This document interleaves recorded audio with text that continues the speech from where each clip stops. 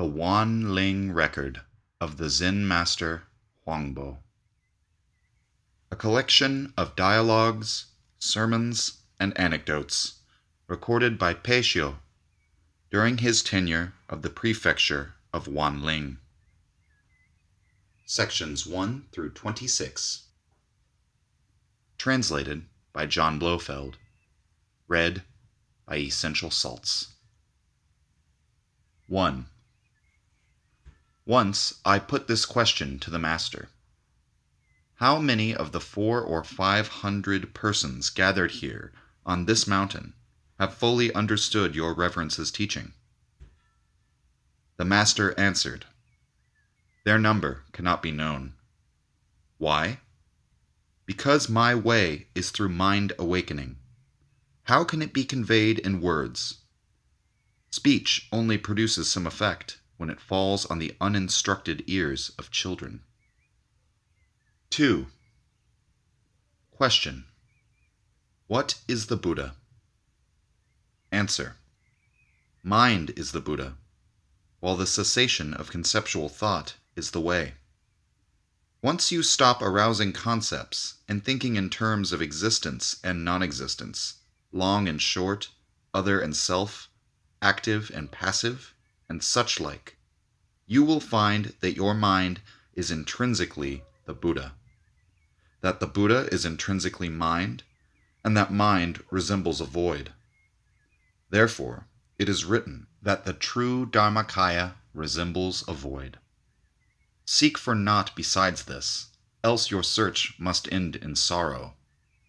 Though you perform the 6 paramitas for as many eons as there are grains of sand in the Ganges, adding also all the other sorts of activities for gaining enlightenment, you will still fall short of the goal. Why? Because these are karma-forming activities, and, when the good karma they produce has been exhausted, you will be born again in the ephemeral world. Therefore, it is also written, the Sambhogakaya is not a real Buddha, nor a real teacher of the Dharma. Only come to know the nature of your own mind, in which there is no self and no other, and you will, in fact, be a Buddha. 3. Question: allowing that the enlightened man who achieves the cessation of conceptual thought is Buddha, would not an ignorant man, on ceasing to think conceptually, lose himself in oblivion? Answer: there are no enlightened men or ignorant men, and there is no oblivion. Yet, though basically everything is without objective existence, you must not come to think in terms of anything non-existent. And though things are not non-existent, you must not form a concept of anything existing. For existence and non-existence are both empirical concepts no better than illusions. Therefore, it is written, whatever the senses apprehend resembles an illusion, including everything ranging from mental concepts to living beings. Our founder preached to his disciples naught but total abstraction leading to elimination of sense perception. In this total abstraction does the way of the Buddhas flourish, while from discrimination between this and that, a host of demons blazes forth. 4. Question: if mind and the Buddha are intrinsically one, should we continue to practice the 6 paramitas and the other orthodox means of gaining enlightenment? Answer: enlightenment springs from mind, regardless of your practice of the 6 paramitas and the rest. All such practices are merely expedients for handling concrete matters when dealing with the problems of daily life. Even enlightenment, the absolute, reality, sudden attainment, the Dharmakaya, and all the others down to the 10 stages of progress, the 4 rewards of virtuous and wise living, and the state of holiness and wisdom are, every one of them, mere concepts for helping us through samsara. They have nothing to do with the real Buddha mind. Since mind is the Buddha, the ideal way of attainment is to cultivate that Buddha mind. Only avoid conceptual thoughts, which lead to becoming and cessation, to the afflictions of the sentient world, and all the rest. Then you will have no need of methods of enlightenment and such like. Therefore, it is written, all the Buddha's teachings just had this single object, to carry us beyond the stage of thought. Now, if I accomplish cessation of my thinking, what use to me the Dharma Buddha's taught? From Gautama Buddha down through the whole line of patriarchs to Bodhidharma, none preached aught besides the one mind, otherwise known as the sole vehicle of liberation. Hence, though you search throughout the whole universe, you will never find another vehicle. Nowhere has this teaching leaves or branches. Its one quality is eternal truth. Hence, it is a teaching hard to accept. When Bodhidharma came to China and reached the kingdoms of Liang and Wei, only the venerable Master Ke gained a silent insight into our own mind. As soon as it was explained to him, he understood that mind is the Buddha, and that individual mind and body are nothing. This teaching is called the Great Way. The very nature of the Great Way is voidness of opposition. Bodhidharma firmly believed in being one with the real substance of the universe in this life. Mind and that substance do not differ one jot. That substance is mind. They cannot possibly be separated. It was for this revelation that he earned the title of patriarch of our sect, and therefore it is written, the moment of realizing the unity of mind and the substance which constitutes reality may truly be said to baffle description. 5. Question. Does the Buddha really liberate sentient beings? Answer.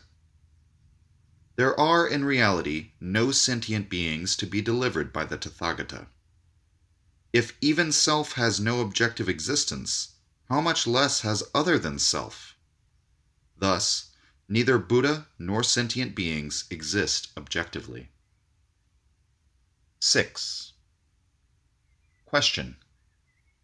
Yet it is recorded that whosoever possesses the 32 characteristic signs of a Buddha is able to deliver sentient beings. How can you deny it? Answer. Anything possessing any signs is illusory. It is by perceiving that all signs are no signs that you perceive the Tathagata. Buddha and sentient beings are both your own false conceptions. It is because you do not know real mind that you delude yourselves with such objective concepts. If you will conceive of a Buddha, you will be obstructed by that Buddha. And when you conceive of sentient beings, you will be obstructed by those beings. All such dualistic concepts as ignorant and enlightened, pure and impure, are obstructions. It is because your minds are hindered by them that the wheel of the law must be turned. Just as apes spend their time throwing things away and picking them up again unceasingly, so it is with you and your learning. All you need is to give up your learning, your ignorant, your enlightened, pure and impure, great and little, your attachment and activity. Such things are mere conveniences, mere ornaments within the one mind. I hear you have studied the sutras of the 12 divisions of the 3 vehicles. They are all mere empirical concepts. Really, you must give them up. So just discard all you have acquired as being no better than a bedspread for you when you were sick. Only when you have abandoned all perceptions, there being nothing objective to perceive, only when phenomena obstruct you no longer, only when you have rid yourself of the whole gamut of dualistic concepts, of the ignorant and enlightened category, you will at last earn the title of Transcendental Buddha. Therefore, it is written, your prostrations are in vain. Put no faith in such ceremonies. Hie from such false beliefs. Since mind knows no divisions into separate entities, phenomena must be equally undifferentiated. Since mind is above all activities, so must it be with phenomena. Every phenomenon that exists is a creation of thought. Therefore, I need but empty my mind to discover that all of them are void. It is the same with all sense objects, to whichever of the myriads of categories they belong. The entire void stretching out in all directions is of one substance with mind, and, since mind is fundamentally undifferentiated, so must it be with everything else. Different entities appear to you only because your perceptions differ, just as the colors of the precious delicacies eaten by the devas are said to differ in accordance with the individual merits of the devas eating them. Anuttara Samyak Bodhi is a name for the realization that the Buddhas of the whole universe do not in fact possess the smallest perceptible attribute. There exists just the one mind.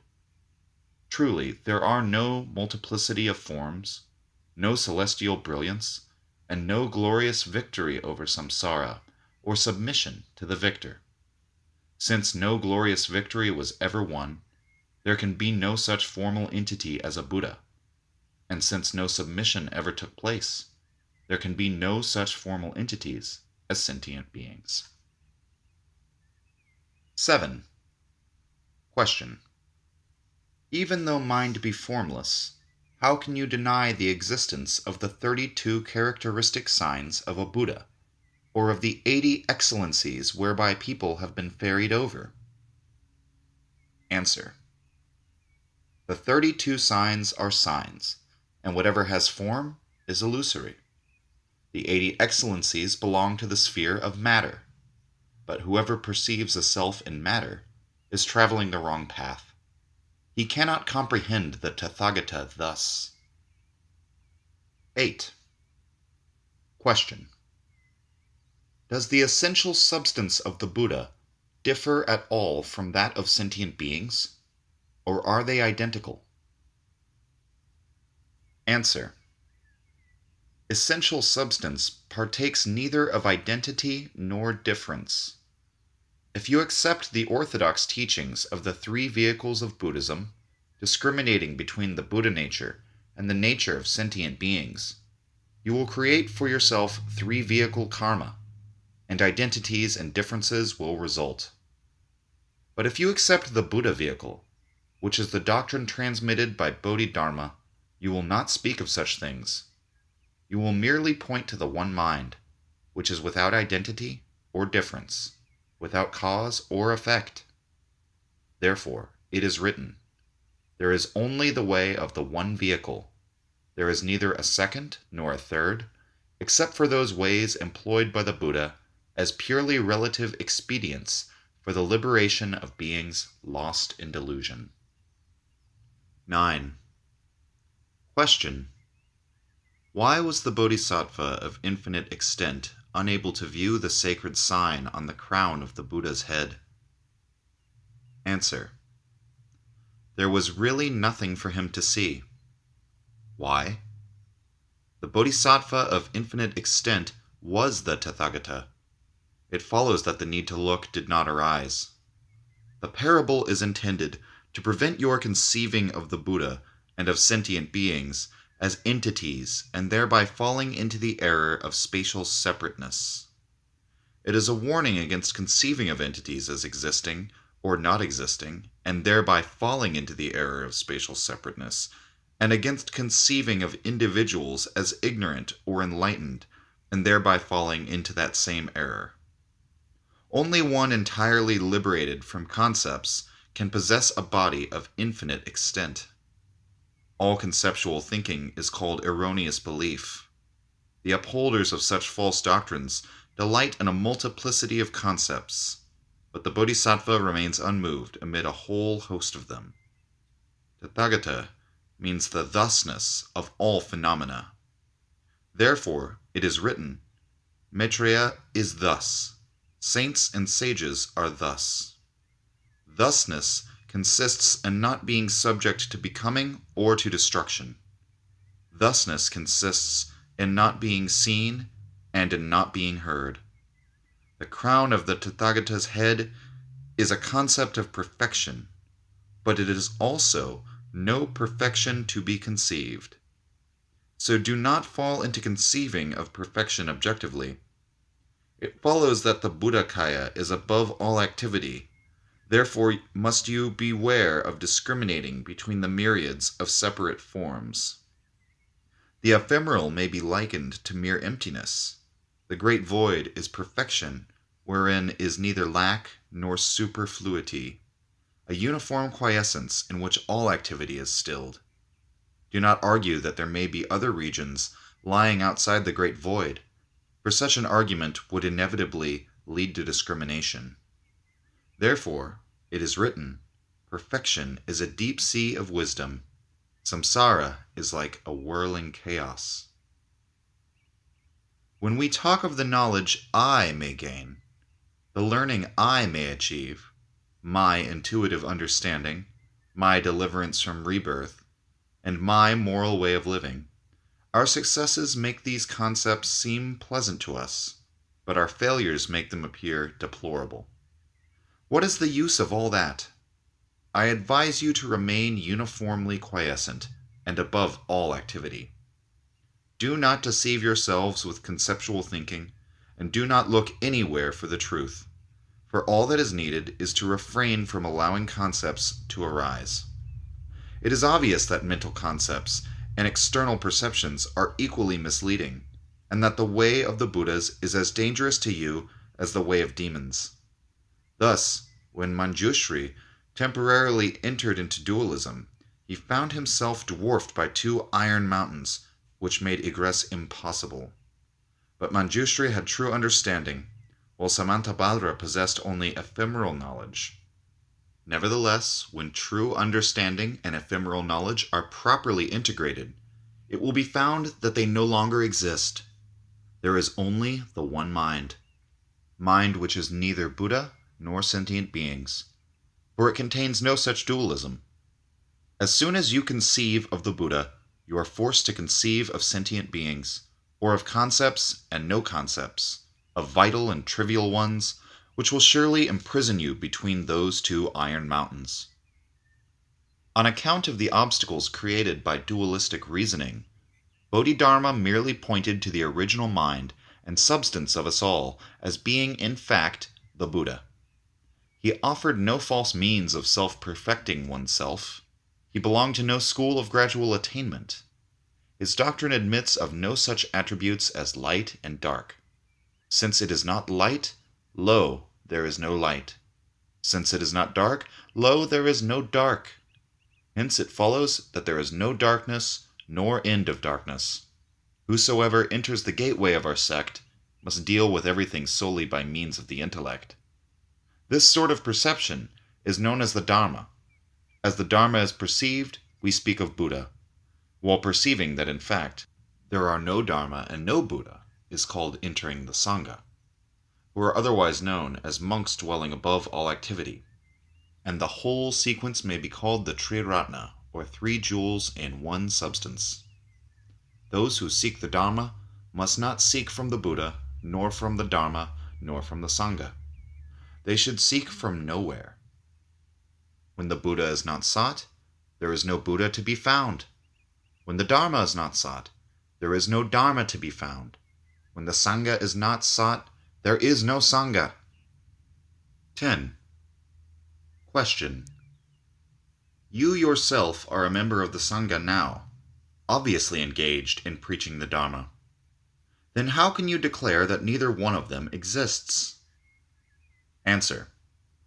If you suppose there is a Dharma to be preached, you will naturally ask me to expound it. But if you postulate a me, that implies a spatial entity. The Dharma is no Dharma. It is mind. Therefore, Bodhidharma said, though I handed down mind's Dharma, how can Dharma be a Dharma? For neither mind nor Dharma can objectively exist. Only thus you'll understand the Dharma that is passed with mind to mind. Knowing that in truth not a single thing exists which can be attained is called sitting in a Bodhi mandala. A Bodhi mandala is a state in which no concepts arise, in which you awake to the intrinsic voidness of phenomena, also called the utter voidness of the womb of Tathagatas. There's never been a single thing. Then where's defiling dust to cling? If you can reach the heart of this, why talk of transcendental bliss? 11. Question. If there's never been a single thing, can we speak of phenomena as non-existent? Answer. Non-existent is just as wrong as its opposite. Bodhi means having no concept of existence or non-existence. 12. Question. What is the Buddha? Answer. Your mind is the Buddha. The Buddha is mind. Mind and Buddha are indivisible. Therefore, it is written, that which is mind is the Buddha. If it is other than mind, it is certainly other than Buddha. 13. Question. If our own mind is the Buddha, how did Bodhidharma transmit his doctrine when he came from India? Answer. When he came from India, he transmitted only mind Buddha. He just pointed to the truth, that the minds of all of you have, from the very first, been identical with the Buddha, and in no way separate from each other. That is why we call him our patriarch. Whoever has an instant understanding of this truth suddenly transcends the whole hierarchy of saints and adepts belonging to any of the three vehicles. You have always been one with the Buddha, so do not pretend you can attain to this oneness by various practices. 14. Question. If that is so, what Dharma do all the Buddhas teach when they manifest themselves in the world? Answer. When all the Buddhas manifest themselves in the world, they proclaim nothing but the one mind. Thus, Gautama Buddha silently transmitted to Mahakashyapa the doctrine that the one mind, which is the substance of all things, is coextensive with the void and fills the entire world of phenomena. This is called the law of all the Buddhas. Discuss it as you may, how can you even hope to approach the truth through words? Nor can it be perceived either subjectively or objectively. So full understanding can come to you only through an inexpressible mystery.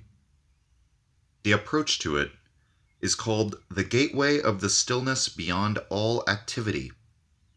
If you wish to understand, know that a sudden comprehension comes when the mind has been purged of all the clutter of conceptual and discriminatory thought activity. Those who seek the truth by means of intellect and learning only get further and further away from it. Not till your thoughts cease all their branching here and there, not till you abandon all thoughts of seeking for something, not till your mind is motionless as wood or stone, will you be on the right road to the gate. 15. Question. At this very moment, all sorts of erroneous thoughts are constantly flowing through our minds. How can you speak of our having none? Answer. Error has no substance. It is entirely the product of your own thinking. If you know that mind is the Buddha, and that mind is fundamentally without error, whenever thoughts arise, you will be fully convinced that they are responsible for errors. If you could prevent all conceptual movements of thought and still your thinking processes, naturally there would be no error left in you. Therefore, it is said, when thoughts arise, then do all things arise. When thoughts vanish, then do all things vanish. 16. Question. At this moment, while erroneous thoughts are arising in my mind, where is the Buddha? Answer. At this moment, you are conscious of those erroneous thoughts. Well, Your consciousness is the Buddha. Perhaps you can understand that, were you but free of these delusory mental processes, there would then be no Buddha. Why so? Because when you allow a movement of your mind to result in a concept of the Buddha, you are bringing into existence an objective being capable of being enlightened. Similarly, any concept of sentient beings in need of deliverance creates such beings as objects of your thoughts. All intellectual processes and movements of thought result from your concepts. If you were to refrain from conceptualizing altogether, where could the Buddha continue to exist? You are in the same predicament as Manjushri, who, as soon as he permitted himself to conceive of the Buddha as an objective entity, was dwarfed and hemmed in on all sides by those two iron mountains. 17. Question. At the moment of enlightenment, where is the Buddha? Answer. Whence does your question proceed? Whence does your consciousness arise? When speech is silenced, all movement stilled, every sight and sound vanished, then is the Buddha's work of deliverance truly going forward. Then where will you seek the Buddha? You cannot place a head upon your head, or lips upon your lips. Rather, you should just refrain from every kind of dualistic distinction. Hills are hills. Water is water. Monks are monks. Laymen are laymen. But these mountains, these rivers, the whole world itself, together with the sun, moon, and stars, not one of them exists outside your minds. The vast chiliocosm exists only within you. So where else can the various categories of phenomena possibly be found? Outside mind, there is nothing. The green hills which everywhere meet your gaze, and that void sky that you see glistening above the earth, not a hair's breadth of any of them exists outside the concepts you have formed for yourself. So it is that every single sight and sound is but the Buddha's eye of wisdom. Phenomena do not arise independently, but rely upon environment, and it is their appearing as objects which necessitates all sorts of individualized knowledge. You may talk the whole day through, yet what has been said? You may listen from dawn till dusk, yet what will you have heard? Thus, though Gautama Buddha preached for 49 years, in truth, no word was spoken. 18. Question. Assuming all this is so, what particular state is connoted by the word Bodhi? Answer. Bodhi is no state. The Buddha did not attain to it. Sentient beings do not lack it. It cannot be reached with the body nor sought with the mind. All sentient beings are already one form with Bodhi. 19. Question. But how does one attain to the Bodhi mind? Answer. Bodhi is not something to be attained. If, at this very moment, you could convince yourselves of its unattainability, being certain indeed that nothing at all can ever be attained, you would already be Bodhi-minded. Since Bodhi is not a state, it is nothing for you to attain. And therefore it is written of Gautama Buddha, "While I was yet in the realm of Dipamkara Buddha, there was not a grain of anything to be attained by me. It was then that Dipamkara Buddha made his prophecy that I, too, should become a Buddha." If you know positively that all sentient beings are already one with Bodhi, you will cease thinking of Bodhi as something to be attained.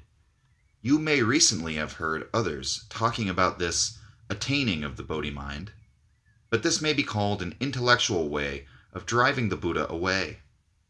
By following this method, you only appear to achieve Buddhahood. If you were to spend eon upon eon in that way, you would only achieve the Sambhogakaya and the Nirmanakaya. What connection would all that have with your original and real Buddha nature? Therefore, it is written, Seeking outside for a Buddha possessed of form has nothing to do with you. 20. Question. If we have always been one with the Buddha, why are there nevertheless beings who come into existence through the four kinds of birth and enter the six states of existence, each with the characteristic form and appearance of its kind? Answer. The essential Buddha substance is a perfect whole, without superfluity or lack. It permeates the six states of existence, and yet is everywhere perfectly whole.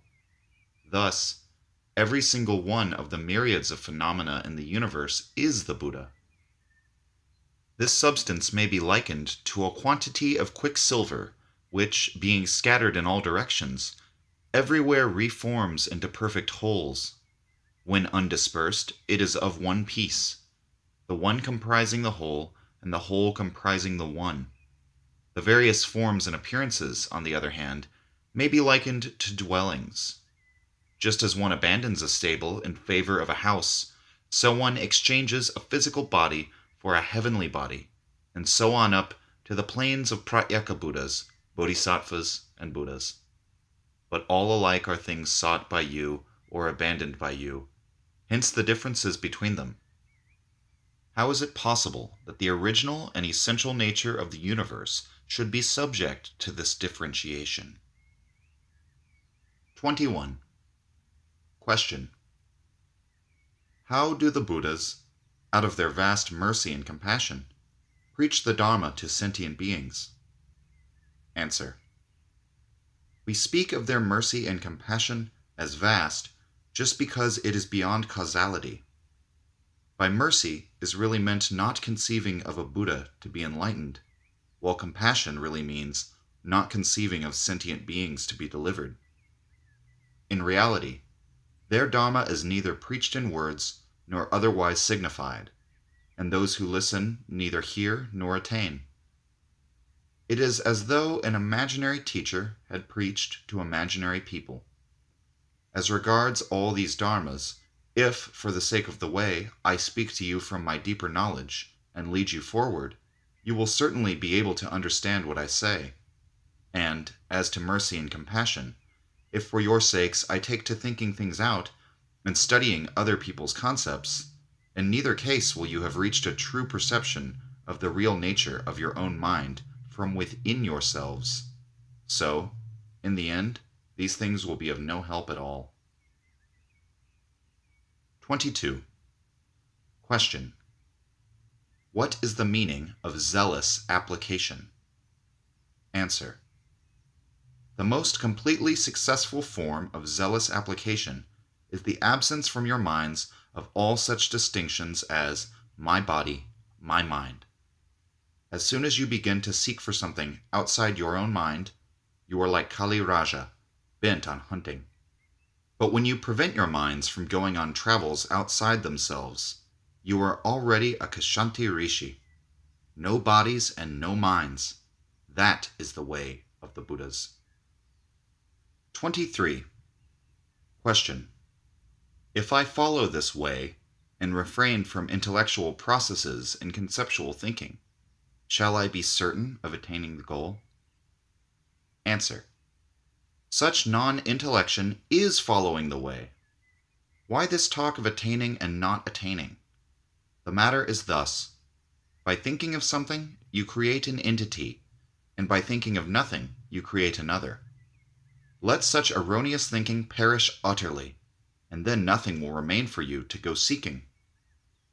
24. Question. What is meant by transcending the three worlds? Answer. Transcending the three worlds connotes rising beyond the dualism of good and evil. Buddhas appear in the world in order to make an end of desire, of form, and of formless phenomena. For you also, the three worlds will vanish if you can reach the state beyond thought. On the other hand, if you still cling to the notion that something, even if it be as small as the 100th part of a grain, might exist objectively, then even a perfect mastery of the entire Mahayana canon will fail to give you victory over the three worlds. Only when every one of those tiny fragments is seen to be nothing can the Mahayana attain this victory for you. 25. One day, after taking his seat in the great hall, the master began as follows. Since mind is the Buddha, it embraces all things, from the Buddhas at one extreme to the meanest of belly-crawling reptiles or insects at the other. All these alike share the Buddha nature, and all are of the substance of the one mind. So, after his arrival from the West, Bodhidharma transmitted naught but the Dharma of the one mind. He pointed directly to the truth that all sentient beings have always been of one substance with the Buddha. He did not follow any of those mistaken methods of attainment. And if you could only achieve this comprehension of your own mind, thereby discovering your real nature, there would assuredly be nothing for you to seek either. 26. Question. How, then, does a man accomplish this comprehension of his own mind? Answer. That which asked the question is your own mind. But if you were to remain quiescent and to refrain from the smallest mental activity, its substance would be seen as a void. You would find it formless, occupying no point in space, and falling neither into the category of existence nor into that of non-existence. Because it is imperceptible, Bodhidharma said, Mind, which is our real nature, is the unbegotten and indestructible womb. In response to circumstances, it transforms itself into phenomena. For the sake of convenience, we speak of mind as the intelligence, but when it does not respond to circumstances, it cannot be spoken of in such dualistic terms as existence or non-existence. Besides, even when engaged in creating objects in response to causality, it is still imperceptible. If you know this and rest tranquilly in nothingness, then you are indeed following the way of the Buddhas. Therefore does the sutra say, develop a mind which rests on no thing whatever. Every one of the sentient beings bound to the wheel of alternating life and death is recreated from the karma of his own desires. Endlessly, their hearts remain bound to the 6 states of existence, thereby involving them in all sorts of sorrow and pain. Qing Ming says, there are people with minds like those of apes, who are very hard to teach. People who need all sorts of precepts and doctrines with which to force their hearts into submission. And so, when thoughts arise, all sorts of dharmas follow, but they vanish with thought's cessation. We can see from this that every sort of dharma is but a creation of mind, and all kinds of beings, humans, devas, sufferers in hell, asuras, and all comprised within the 6 forms of life, each one of them is mind-created. If only you would learn how to achieve a state of non-intellection, immediately the chain of causation would snap. Give up those erroneous thoughts leading to false distinctions. There is no self and no other. There is no wrong desire, no anger, no hatred, no love, no victory, no failure. Only renounce the error of intellectual or conceptual thought processes, and your nature will exhibit its pristine purity. For this alone is the way to attain enlightenment, to observe the Dharma, to become a Buddha, and all the rest. Unless you understand this, the whole of your great learning, your painful efforts to advance, your austerities of diet and clothing, will not help you to a knowledge of your own mind. All such practices must be termed fallacious, for any of them will lead to your rebirth among demons, enemies of the truth, or among the crude nature spirits. What end is served by pursuits like those?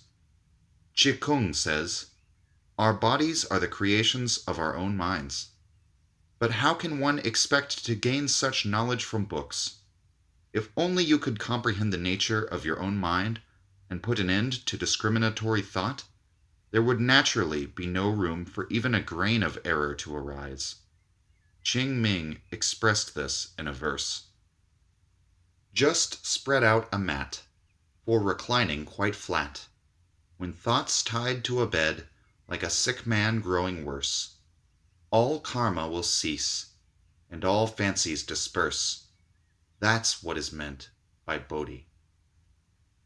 As it is, so long as your mind is subject to the slightest movement of thought, you will remain in the error of taking ignorant and enlightened for separate states. This error will persist regardless of your vast knowledge of the Mahayana or of your ability to pass through the 4 grades of sainthood and the 10 stages of progress leading to enlightenment. For all these pursuits belong to what is ephemeral. Even the most strenuous of your efforts is doomed to fail, just as an arrow shot never so high into the air must inevitably fall spent to the ground. So, in spite of them, you are certain to find yourselves back on the wheel of life and death. Indulging in such practices implies your failure to understand the Buddha's real meaning. Surely the endurance of so much unnecessary suffering is nothing but a gigantic error, isn't it? Qigong says elsewhere, if you do not meet with a teacher able to transcend the worlds, you will go on swallowing the medicine of the Mahayana Dharma quite in vain.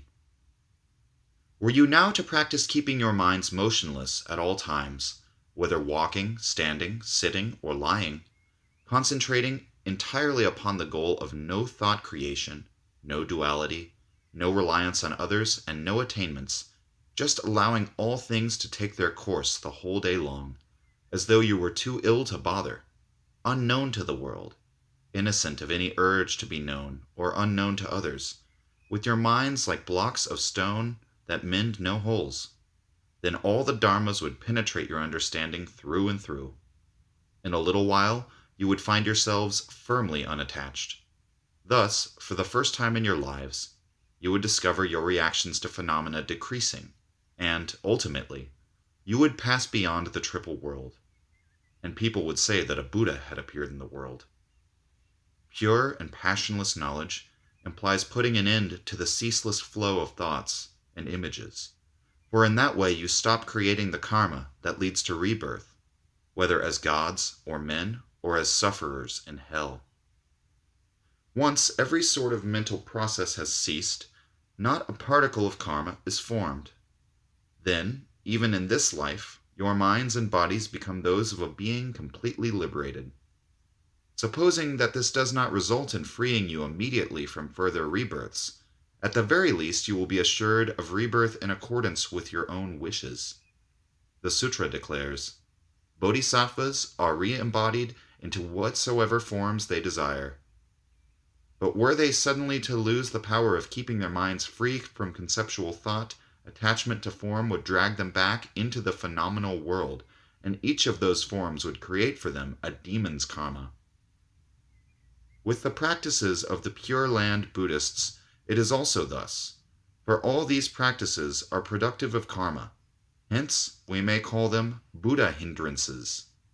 As they would obstruct your mind, the chain of causation would also grapple you fast, dragging you back into the state of those as yet unliberated.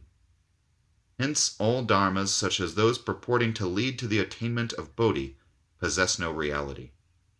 The words of Gautama Buddha were intended merely as efficacious expedients for leading men out of the darkness of worse ignorance. It was as though one pretended yellow leaves were gold to stop the flow of a child's tears. Samyak Sambodhi is another name for the realization that there are no valid dharmas.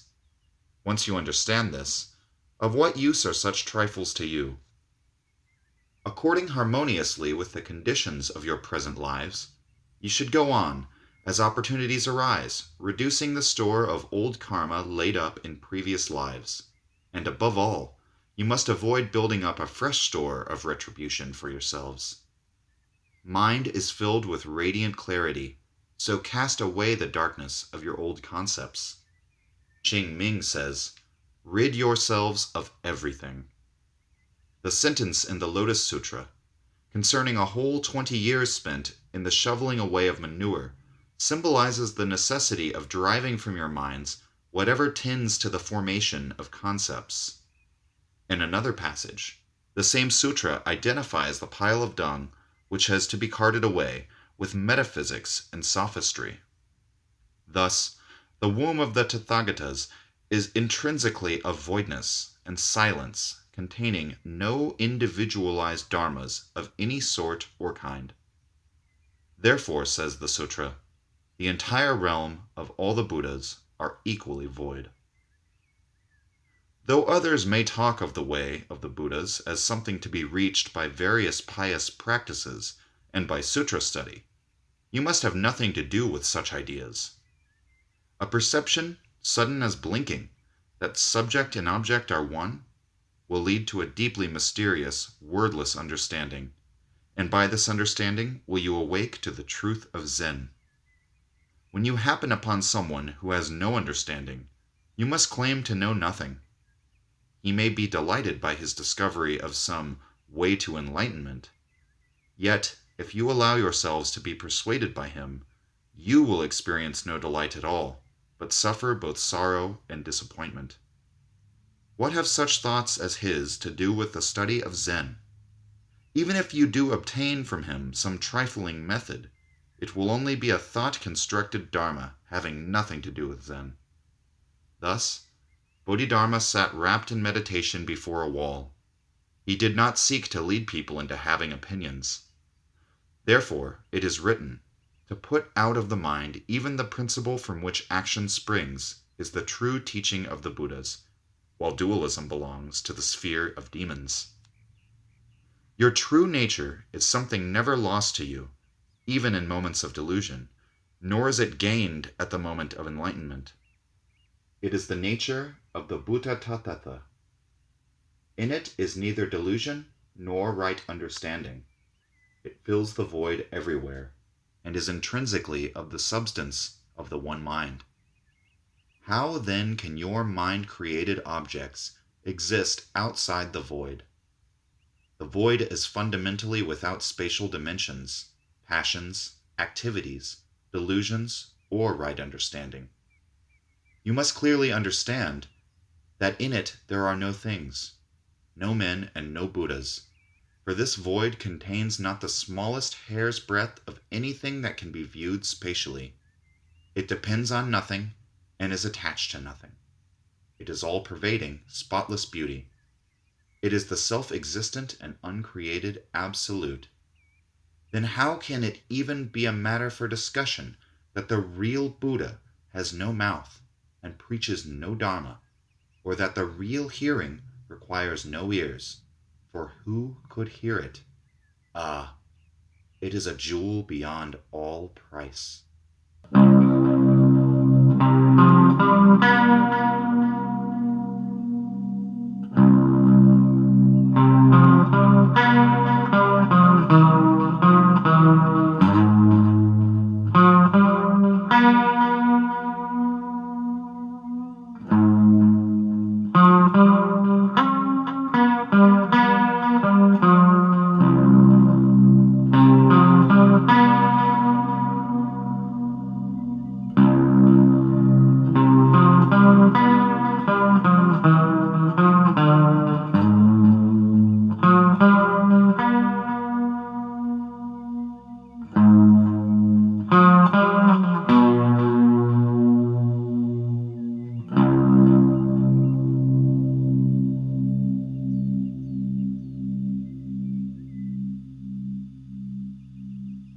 Conclusion to the Wanling record of Zen Master Huang Po, Parts 1 through 26.